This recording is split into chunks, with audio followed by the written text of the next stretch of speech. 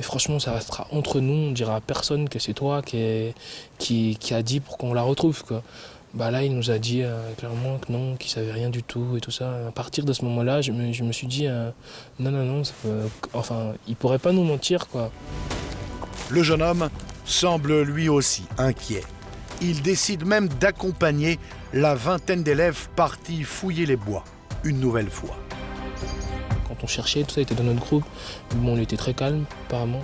Et il était calme, et il était pas en tête, mais il était en queue de battu et on cherchait, quoi.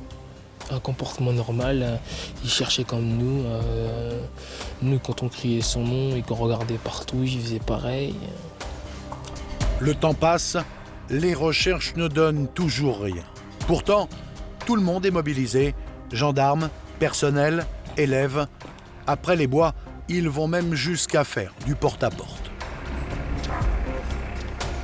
Les gens du village nous posaient des questions parce qu'ils nous entendaient crier son nom et tout ça, avec des lampes et tout ça. Ils nous ont posé des questions, de demander à qui vous cherchez et tout ça. Quand on leur avait dit qu'il y avait une fille qui avait disparu, bah, ils sont tout de suite venus nous aider pour essayer de trouver un peu, chercher un peu avec nous.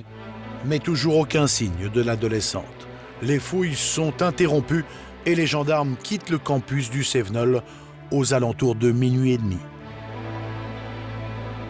On était à ce moment-là dans l'hypothèse d'une fugue, notamment rechercher si Agnès avait pu se rendre chez les connaissances au sein de Chambon-sur-Lignon.